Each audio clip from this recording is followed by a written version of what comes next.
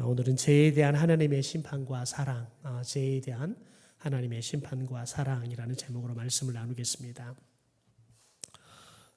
오늘 에레미야 25장 15절의 말씀, 우리가 성경을 보면 그 이위에 우리가 읽었던 오늘 이 본문의 내용에 대해서 부제가 붙어 있습니다.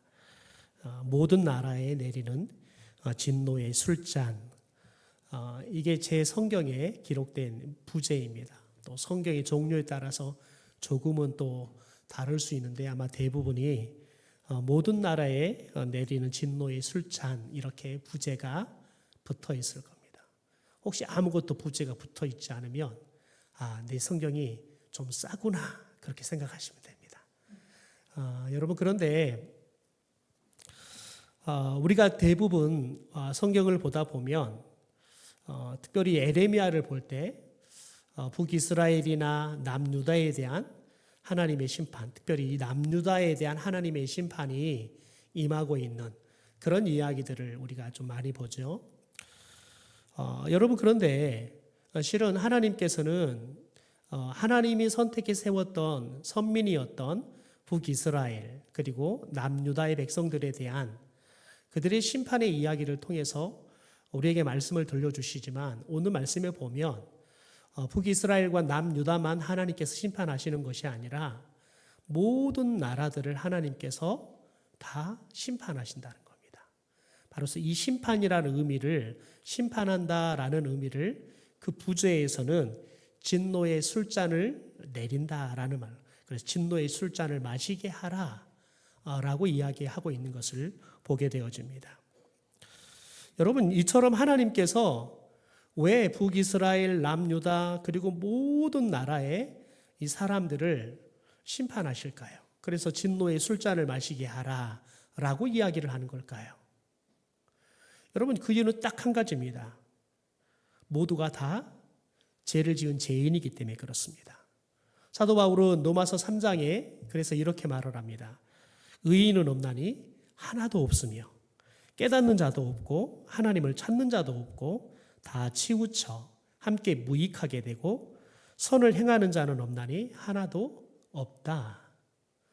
그러니까 단 한 사람도 여러분 의인이 없다는 겁니다. 다 악하다는 거예요.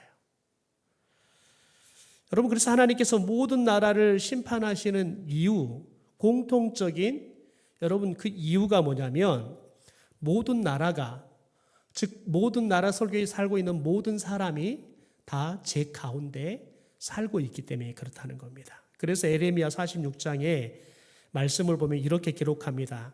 그날은 주 만군의 여호와께서 그의 대적에게 원수 갚는 보복이리라. 칼이 배부르게 삼키며 그들의 피를 넘치도록 마시리니 주 만군의 여호와께서 북쪽 유브라데 강에서 희생 제물을 받으실 것이로다라고 이야기합니다.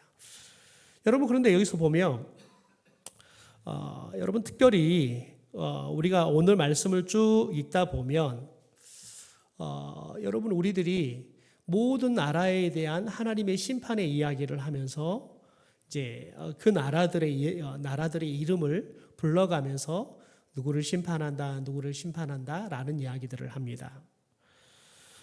여러분, 그런데 오늘 우리가 읽었던 여러분 말씀 속에서 등장하는 나라들 중에서 보면 애굽의 심판에 대한 말씀이 먼저 등장을 해요.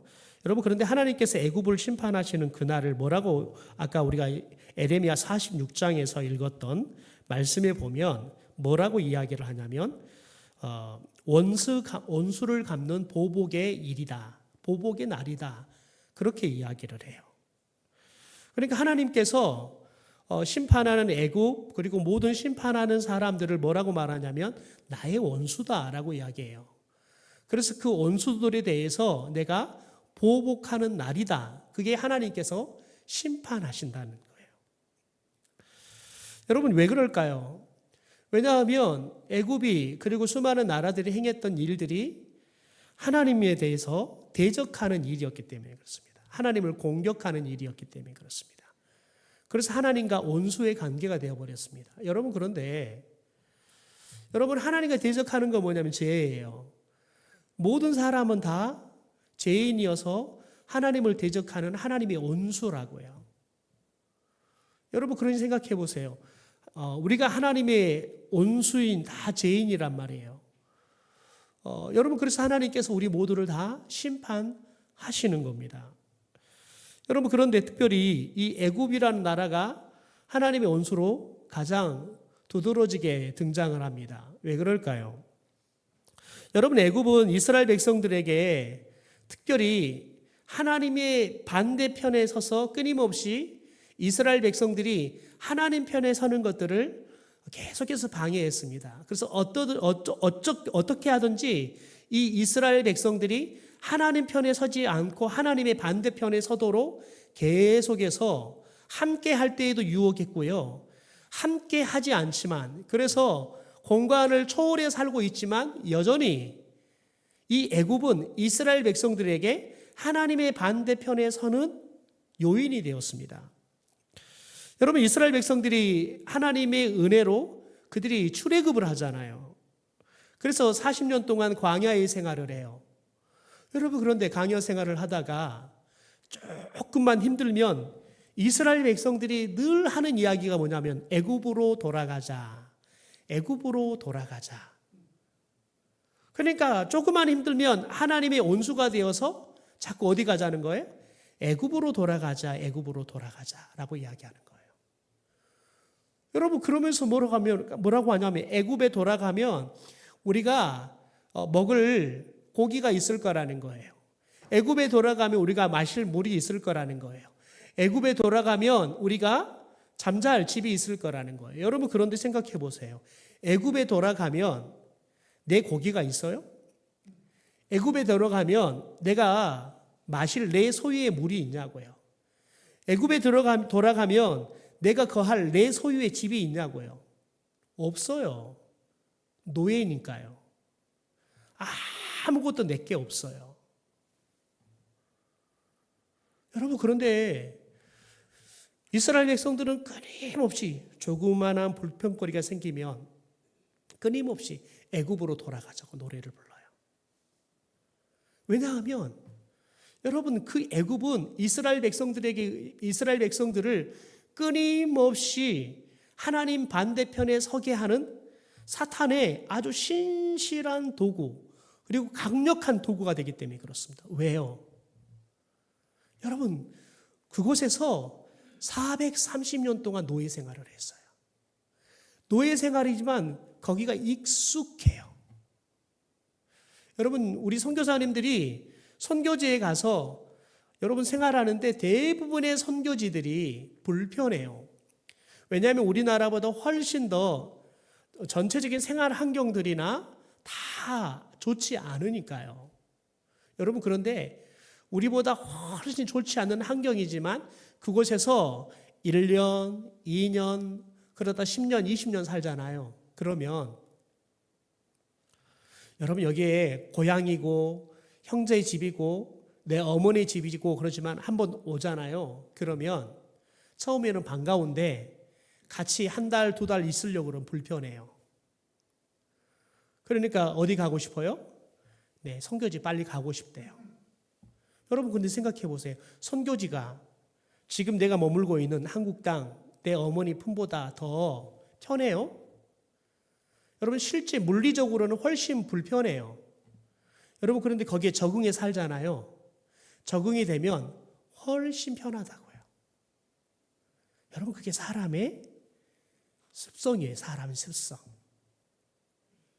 여러분, 그런데 그게 죄에 대해서도 동일하게 이 사람의 습성이 작동을 해요. 여러분, 틈만 나면 그래서 다시 돌아가요. 틈만 나면 돌아갈 생각만 해요. 틈만 나면 돌아갈 궁리만 한단 말이에요. 틈만 나면 여러분 돌아가야 할 이유만 생겨요. 왜요? 여전히 하나님 편이 아니라 하나님의 온수 편에 서는 게 우리에게는 익숙하기 때문에 그렇습니다. 여러분, 제가 병원에 한 일주일 있어 보니까요. 주일을 병원에서 보내보니까요. 제가 그런 생각을 했거든요. 병원에 이 교회에서 예배를 드려보자. 여러분 그 마음을 한번 먹었어요. 여러분 그런데 제가 딱 한 주 병원에서 보내면서 병원 교회 가서 예배 드렸을까요? 안 드렸을까요? 네, 안 드렸어요. 네, 이걸로 드렸어요. 여러분 그런데 왜 안 드렸냐면 병원을 찾으러 갔는데 병원을 못 찾겠어요. 그래서 지금 병원 원목이 제 선배님이셔서 아니 선배님 왜 그렇게 병원이 어려워요 찾아가는 게 저 찾다 못 찾아서 다시 병실에 와서 이거 갖고 예배 드렸어요. 그랬더니 환자들이 제일 많이 찾아오는 게 어렵다 그러신대요. 여러분 그런데 생각해 보세요. 이거 없으면 제가 안 갔을까요? 이거 없다 그러면 제가 어떻게든 찾아갔을 거예요. 근데 이거 있으니까 찾다가 안 되니까 돌아와서 편하게 이거 갖고 예배 드리는 거예요.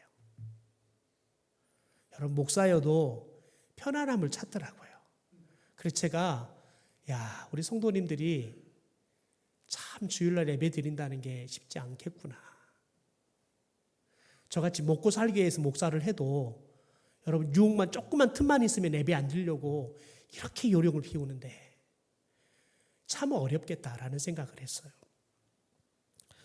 여러분 애굽은 끊임없이 여러분 하나님을 대처하는 여러분 이스라엘 백성들이 유혹거리였어요. 그래서 이스라엘을 끊임없이 제 가운데 머물게 하고요. 제약의 나라가 되게 하는 요인이 되었다고요. 그래서 하나님은 애굽을 진노의 술잔을 마셔라 라고 지금 명령하고 있는 겁니다. 또한 말씀 속에서 두로에 대한 심판의 이야기가 나옵니다. 22절에 보면 두로와 시돈의 모든 왕들이라고 이야기를 해요. 여러분 그런데 이 두로에 대한 심판을 아모스 1장 9절에 이렇게 기록을 합니다.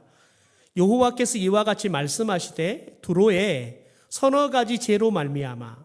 왜 하나님이 두로를 심판한다고요? 두로에겐 서너 가지의 죄가 있대요. 내가 그 벌을 돌이키지 아니하리니 이는 그들이 그 형제의 계약을 기억하지 아니하고 모든 사로잡은 자를 에돔에 넘겼습니다. 여러분 두로는 이스라엘과 아주 특별한 관계의 나라였어요. 여러분 다윗 왕이 솔로몬 왕이 성전과 왕궁을 지을 때 여러분 다윗은 왕궁을 지었지만 또 성전을 짓기 위해서 여러분 모든 것들을 다 준비를 해요. 또 솔로몬은 여러분 성전도 짓고 왕궁도 지어요. 그러니까 다윗과 솔로몬에게 성전과 왕궁을 지을 때 여러분 이 두로가 건축을 굉장히 돕는 좋은 이웃이 돼요.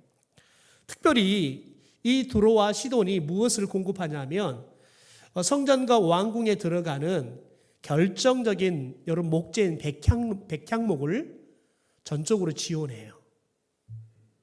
이게 없으면 여러분 성전도 지을 수가 없고 왕궁도 지을 수가 없어요. 여러분 그래서 두로와 시돈, 특별히 두로와 시돈은 이스라엘과 여러분 좋은 형제와 같은 나라였어요. 여러분 그런데 보세요. 그들이 이스라엘을 버렸대요. 여러분 이스라엘을 에돔에 팔아먹어버렸대요. 여러분 그래서 하나님께서 이 두로를 하나님께서 심판하겠다라고 이야기를 하는 거예요. 26절에 보면 특별히 또 북쪽 나라에 대한 이야기를 합니다. 북쪽에 있는 대표적인 여러분 나라가 다메섹입니다. 다메섹은 어떻게 보면 나라이기보다는 아수르의 도시 중에 하나입니다. 또 암몬의 수도이기도 하지요. 여러분 그런데 이 아수르라는 나라는 어떤 나라냐면 북이스라엘을 멸망시켰던 나라입니다. 그래서 하나님께서는 자신의 선민이었던 이 북이스라엘을 멸망시키는 데 결정적인 역할을 했던 여러분 아수르를 여러분 심판하는데 대표적인 도시였던 이 다메섹을 심판하시는 겁니다. 그래서 아모스 1장 3절에 이렇게 기록을 합니다. 여호와께서 이와 같이 말씀하시되 다메섹에 서너 가지 죄로 말미암아 내가 그 벌을 돌이키지 아니하리니 이는 그들이 철 타작기로 타작하듯이 길르앗을 압박하였습니다 라고 이야기를 해요. 여러분, 이 길르앗은 남쪽 유다에서 보면 북쪽에 있는 땅이에요. 여러분, 그런데 특별히 남유다에 속해 있는 땅이 아니라 북이스라엘에게 있는 땅이란 말이에요. 더군다나 여러분, 이 땅은 요단 동편에 있는 땅이었어요. 여러분, 그런데 이 다메섹이 이 길르앗을 압박했대요. 그래서 멸망을 시켰대요. 그걸 어떻게 표현하냐면 철 타작기로 타작하듯이 압박했다는 거예요. 여러분 생각해 보세요. 철 타작기는 너무 강하니까 여러분 사정을 봐주지 않고 그냥 타작을 해버린단 말이에요. 가령 예를 들면 그렇단 말이에요. 여러분 사람 손이 들어가는데도 철 타작기는 사람 손이니까 봐주지를 않아요. 그냥 막 돌아서 손을 그냥 다 타작하듯이 막 다 갈기갈기 찢어버리죠. 여러분 그러듯이 사정을 봐주지 않고 이 길르앗을 여러분 타작하듯이 압박해버렸다는 겁니다. 여러분 그런데 하나님께서 그 일을 기억하셨대요. 여러분 생각해 보세요. 다메섹은 나라도 아니에요. 도시 중에 하나예요. 여러분 그런데 그 다메섹이 길르앗에서 어떻게 행했는지에 대해서 하나님은 다 기억하시고 그리고 빠짐없이 하나님께서 심판하신다는 거예요. 여러분 이처럼 하나님은 모든 나라의 죄에 대해서 다 기억하십니다. 그리고는 그 죄에 대해서 반드시 심판하신다는 거예요. 오늘 본문의 말씀은 이처럼 모든 나라의 죄를 물으시는 하나님의 모습을 봅니다. 여러분 그런데 이런 하나님의 모습을 보면 굉장히 하나님이 참 냉정하신 분이구나. 하나님이 굉장히 잔혹하신 분이구나 라는 생각을 하게 되어집니다. 여러분 그럼 무섭죠. 여러분 하나님은 정말 철두철미하게 여러분 죄에 대해서는 유보함이 없어요. 두로 너 그렇게 다윗 왕과 솔로몬이 내 집을 지으려고 했을 때 너 그렇게 잘 도와줬지. 여러분 봐주는 게 없다니까요. 하나님은 죄에 대해서 너가 이것을 했으니까 좀 내가 이건 감면해 줄 게 없어요. 죄는 정확하게 죄로 물어요. 여러분 그게 우리가 죄를 두려워할 이유예요. 여러분 세상은 특검 보니까 그러더라고요. 많이 좀 잘 불면 내가 조금 너 죄를 감면해 줄게. 그렇게 해서 막 부니까 우리가 보기에는 쟤 어떻게 저렇게 구형을 저것뿐이 안 하나 그렇게 생각하는데 특검은 그렇게 여러분 많이 이야기해 주면 죄를 감면해 주기도 합니다. 여러분 그런데 하나님은 알자 없습니다. 여러분 저와 여러분이 하나님 앞에서 그 죄를 두려워해야 돼요. 하나님은 우리의 죄에 대해서 정확하게 기억하시고 정확하게 심판하시는 분이기 때문에 그렇습니다. 여러분 그런데 반면에 하나님은 그런 하나님만이 계시는 게 아니라 하나님의 백성을 향한 따스한 모습과 인자한 모습도 발견하게 되어집니다. 여러분 특별히 오늘 하나님의 굉장히 반전의 모습도 우리가 발견하게 되어지는데요. 첫째는 하나님은 죄로 인한 심판으로 다시는 일어설 수 없다라고 말씀하십니다. 잔혹하죠? 같이 한번 읽어볼까요? 시작. 너는 27절입니다. 같이 시작. 너는 그들에게 이르시기를 만군의 여호와 이스라엘의 하나님의 말씀에 너희는 내가 너희 가운데 보내는 칼 앞에서 서며 마시며 취하여 토하고 엎드려져서 다시는 일어나지 말아라 하셨느니라. 여러분 여기 이 모습을 보면 하나님이 정말 잔혹하게 나오잖아요. 얼마큼 잔혹해요? 여러분 칼 앞에서 진노의 하나님의 심판의 잔을 마셔래요. 취해래요.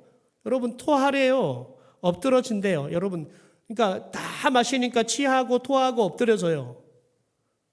여러분 그런데 하나님이 야, 너 진짜 고생 많이 하니까 이 정도 내가 봐줄게. 그러지 않아요. 뭐래요? 일어나지 마. 너 죽어. 하나님이 그렇게 이야기해요. 여러분, 하나님께서 이렇게 잔혹하게 심판에 대한 이야기를 하십니다. 여러분, 이 말은 죄를 다시는 하나님께서는 이 지었던 죄에 대해서 다시는 보고 싶지 않다는 거예요. 그래서 다시 그 죄를 짓는 것을 허용하지 않는 하나님에 대해서 이야기를 해주고 있는 걸 봐요. 두 번째 볼까요? 시작. 하나님은 죄로 인한 심판은 거절할 수 없다고 말씀하신다. 우리 28절 같이 한번 읽어볼까요? 시작. 그들이 만일 내 손에서 잔을 받아 마시기를 거절하거든 너는 그들에게 이르기를 만군의 여호와께서 말씀하시기를 너희가 반드시 마셔야 하리라. 여러분, 마셔라 그랬더니 거절했대요. 그랬더니 하나님 뭐래요? 반드시 마셔라. 여러분, 거절할 때 사람들이 여러분 뭐 당당하게 저 안 먹겠습니까? 그렇겠습니까? 여러분 정말 사정사정했겠죠. 근데 하나님 뭐래요? 냉정하게요? 반드시 마셔라. 여러분, 사람들은 자신의 나라에 멸망하는 것을 또 자신의 심판을 받아서 패망하는 것을 볼 수 없어요. 그래서 하나님께서 이 마셔라는 진노의 숫자를 거절하는 겁니다. 그러나 하나님은 거절하는 사람들에게 거절해도 소용없다. 반드시 마셔라 라고 이야기를 하는 겁니다. 세 번째 한번 읽어볼까요? 시작. 하나님은 죄로 인한 심판은 피할 수 없다 하십니다. 29절입니다. 같이 읽죠. 시작. 보라, 내가 내 이름으로 일컬음을 받는 성에서부터 재앙 내리기를 시작하였은즉 너희가 어찌 능히 형벌을 면할 수 있느냐? 면하지 못하리니 이는 내가 칼을 불러 세상의 모든 주민을 칠 것임이라 하셨다 하라. 만군의 여호와의 말씀이니라. 여러분, 하나님께서 여러분 이 모든 심판의 시작을 어디서부터 하냐면 예루살렘에서부터 합니다. 여러분, 예루살렘에서부터 한다는 말은 뭐냐면 여러분, 예루살렘은 하나님의 임재가 가장 강력하게 나타나는 곳입니다. 그 말은 뭐냐면 하나님은 가장 하나님의 은혜를 많이 경험하고 하나님의 뜻대로 여러분 더 살 수 있는 곳, 여러분 더 살아야 할 곳, 그들이 하나님의 말씀대로 살지 않았을 때 하나님은 그것부터 책임을 물으신다는 거예요. 여러분, 그런데 보세요. 하나님께서 이렇게 모든 사람에 대해서 유보함 없이 봐주는 것 없이 철두철미하게 심판하시는 잔혹한 하나님이신데요. 여러분, 그런 하나님이 여러분 구원을 약속해 주십니다. 에레미야 26장 33절의 말씀을 같이 한번 읽어볼까요? 시작. 그들이 듣고 혹시 각각 그 악한 길에서 돌아오리라. 그리하면 내가 그들의 악행으로 말미암아 그들에게 재앙을 내리려 하던 뜻을 돌이키리라. 여러분, 하나님은 하나님의 심판에 대해서 유보함이 없어요. 아무리 여러분 좀 제가 안 마시면 안 될까요? 아니야, 반드시 먹어야 돼. 이렇게 냉정하시는 하나님이에요. 철두철미하게 심판하시는 하나님이라고요. 여러분, 그런데 그런 하나님이 갑자기 변해요. 그리고 그 철두철미했던 하나님의 심판을 여러분 유보하시고 구원을 베푸시는 하나님으로 여러분 확 갑자기 변해져 버려요. 언제요? 여러분 보니까 그렇게 이야기하죠. 듣고 하나님의 말씀을 듣고 그 악한 길에서 어떻게 하면요? 돌아오면.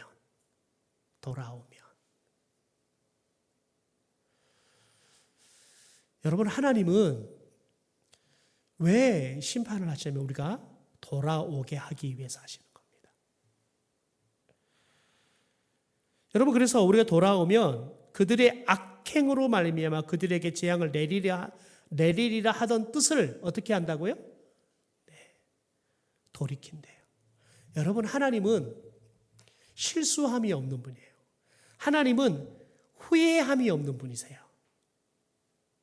여러분, 그런데 하나님이 자신의 뜻을 돌이킨대요. 언제요? 저와 여러분이 악행에서 돌이키면. 여러분, 하나님의 마음은 죄에 대해서는 극렬하게 분노하고요, 심판하시는 하나님이다라고 말씀을 해요. 그러나 여러분, 동시에 악한 길에서 돌아오는 사람, 돌이키는 사람에게 여러분, 하나님께서 정한 재앙도 돌이켜서 재앙을 내리지 않겠다. 여러분, 그래서 하나님은 돌아올 때까지 기다리시는 하나님이라고요. 여러분, 그래 하나님께서는 사람들이 지은 죄에 대해서 여러분 기다리다 못해서 하나님이 이 문제를 해결하기 위해서 나서요.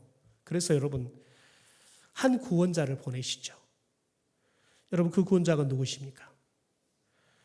오직 한 분, 죄가 없지만 저와 여러분의 죄를 위해서 십자가에 죽으셔서 여러분, 저와 여러분이 심판받지 않고 구원받게 하신 예수 그리스도인 줄 믿습니다. 여러분, 하나님은 무능하게 그냥 우리가 돌아오기만을 이렇게 팔짱 끼고 기다리시는 분이 아니라 하나님은 적극적으로 예수님을 보내셔서 저와 여러분의 죄의 문제를 해결하세요. 여러분, 그래서 여러분 그 사랑을 발견하면 그 사랑에 감동이 되어 사람들이 하나님께 돌아오는 거예요. 여러분, 생각해 보세요. 하나님이 방금까지 나 너희들 죽이겠다. 아유, 좀 살려주세요. 아니야, 반드시 너 죽어야 돼. 막 그렇게 냉정하게 이야기하셨던 하나님이 여러분 생각해 보세요. 그런 하나님 팔짱 끼고 돌아오기를 기다리고 있다고 생각해 보세요. 여러분 같으면 그 하나님 앞에 돌아가고 싶겠습니까? 여러분, 저라면 더 도망가고 싶어요. 하나님이 돌아오라 그러는데, 여러분 돌아오라는데 하나님이 조금 전까지 제가 그렇게 사정해도 너 반드시 죽어야 돼. 그렇게 이야기했던 한 분이 하나님이 내가 돌아오면 내가 용서해 줄게. 그리고 하나님이 팔짱 끼고 우리를 기다리고 있다고 생각해 보세요. 여러분, 무서운 하나님이에요. 여러분, 그런데 하나님이 우리를 얼마나 사랑하는지, 너희들이 돌아오면 내가 용서하겠다는 그 하나님의 말씀이 얼마나 진심인지를 예수님을 통해서 보여줘요. 예수님을 통해 보여준다고요. 여러분, 그러니까 예수님을 통해서 그것이 하나님의 사랑이, 하나님의 말씀이 진심이라는 것들이 보여주기 시작하니까 여러분, 복음이 이스라엘을 넘어서 전 세계로 여러분 흩어져 가는 거예요. 왜요? 사람들이 하나님의 말씀을 신뢰할 수 있게 되니까요. 그 하나님의 사랑에 감동하니까요. 여러분, 참 희한하지 않습니까? 나라에서 나라를 복음이 넘어갈 때 여러분, 대부분의 사람들은 여러분 나라의 언어들이 달라서 복음을 잘 이해할 수 없어요. 여러분, 그런데도 복음은 넘어가요. 왜요? 하나님은 사랑을 말씀으로도 하셨지만 직접 보여주셨거든요. 사랑이 느껴지게 하셨거든요. 여러분, 그래서 사랑은 귀로 들을 때도 여러분 감동이 되지만 사랑은 내가 삶으로 느낄 때 감동이 되는 거예요. 여러분, 그런데 하나님이 얼마나 사랑하는지를 십자가에서 본인이 우리 가운데 확증해 주셨어요. 보여주셨다고요. 그러니까 여러분, 그 사랑을 사람들이 보면 전율하는 거예요. 바울을 보십시오. 그렇게 핍박했던 예수님, 그 사랑을 그가 깨달아 버리니까요, 이제는 자신의 삶을 그 예수님을 위해서 바쳐버리잖아요. 여러분 보십시오. 이 십자가의 고난, 그것을 예수님께서는 고난의 잔이다라고 이야기를 해요. 오늘 본문에서 심판의 잔이다 표현했는데 예수님은 그것을 고난의 잔이다라고 표현을 해요. 여러분, 심판이 고난이라는 거예요. 심판받는다는 것은 고난받는다는 거예요. 그래서 예수님께서는 우리를 대신해서 예수님께서 심판의 잔을 그분이 대신 받아 마시셨어요. 여러분, 예수님이 십자가를 지기 전날 저녁에 겟세마네 동산에서 하나님 앞에 기도할 때 이렇게 기도합니다. 여러분, 이 고난의 잔이, 심판의 잔이 얼만큼 여러분 잔혹한 거냐면 예수님도 마시기가 싫었어요. 그래서 처절하게 기도해요. 누가복음입니다. 아버지여, 만일 아버지의 뜻이거든 이 잔을 내게서 옮기시옵소서. 여러분, 예수님께서 하나님께서 이 고난의 잔을 내게 마셔라고 이곳에 성육신 하게 하셨다는 걸 알아요. 그런데 이 고난의 잔이 너무너무 처절하니까, 여러분, 이 고난의 잔이 너무너무 고통스러우니까 예수님 너무 잘 아시니까 뭐라고 해요? 하나님의 뜻을 알아요. 그런데 뭐라고 말하냐면, 만일 아버지의 뜻이거든, 이 고난이 내 앞에서 옮겨가는 것이 아버지의 뜻이거든. 여러분, 이 말은 뭐냐면 아버지의 뜻이 아니라는 걸 알아요. 아버지의 뜻이 이 고난의 잔을 마시라고 나를 이곳에 보낸 걸 알아요. 여러분, 그런데 이 고난의 잔이 너무너무 여러분 고통스러운 걸 아니까 예수님이 소망하는 거예요. 이 고난의 잔이 내 앞에서 옮겨졌으면 좋겠다는 거예요. 자신의 소망을 뭐래요? 만일 아버지의 뜻이라면 좀 지나가게 도와주십시오. 이 말은 뭐냐면 이 고난의 잔이 내 앞에서 여러분 옮겨가는 게 아버지의 뜻이었으면 좋겠습니다. 여러분, 그런데 하나님은 아들을조차도 여러분 제발 아버지가 좀 뜻을 돌이키면 안 되겠어요? 라고 이야기해도 뭐래요? 아니다. 반드시 마셔라. 그러니까 예수님이 이렇게 말합니다. 내 원대로 마옵시고 아버지의 원대로 되기를 원합니다. 여러분, 누가는 이에 대해서 땀이 핏방울이 되었다라고 증언을 해요. 누가는 의사잖아요. 그러니까 의학적으로 표현한 거예요.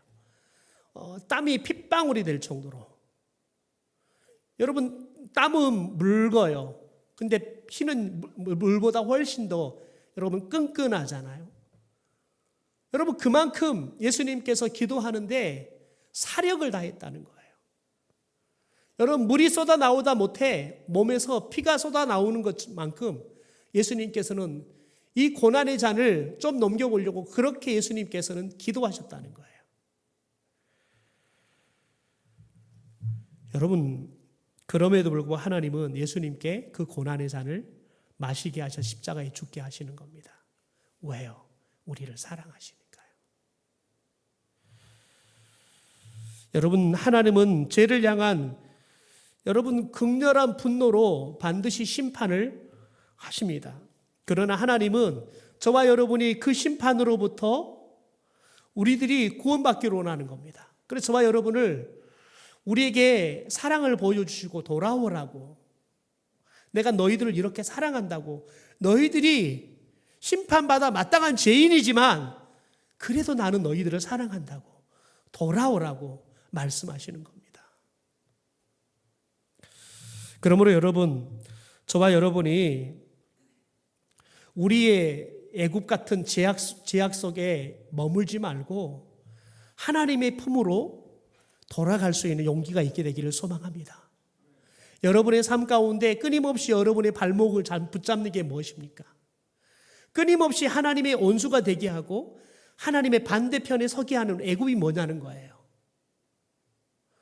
여러분을 끊임없이 여러분 그렇게 나를 사랑하고 나를 위한 척하더니 나를 배신해서 내 마음을 분노케 하고 내 마음에 사랑을 걷어가 버리고 미움과 여러분 시기가 가득하게 해버린 두로가 뭐냐는 거예요.